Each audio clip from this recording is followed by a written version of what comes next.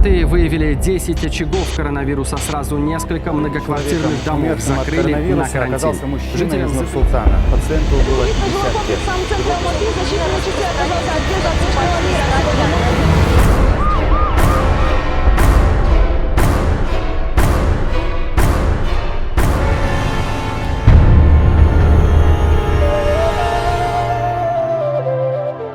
Жазатайым жығылғысы келер дейсің орғағым. Сезінбесең секем алмай сыртқы жауды сорларым. Қабырғаңдыр болғанымен қоғамың бір бауырым.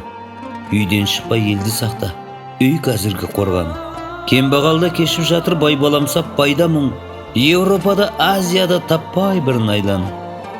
Өзіңе де, өзгеге де көмегің сол бауырым. Үйден шықпай елді сақта, үй қазіргі жайлауым.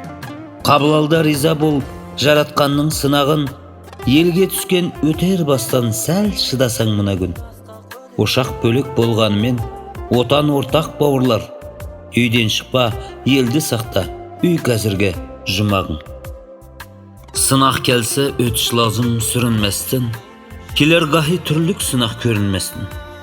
Бұл күнләді үйімізді болған әвзәл, яқшылықны ойлап ғәмге берілместін. Шәпірәңні деді ағырық тарат күші, теплоды даваныңмы бір аш күші. Босығыны атлымысын ағырық сылақ, сақлап бізіне ұллық Алла ярат күші.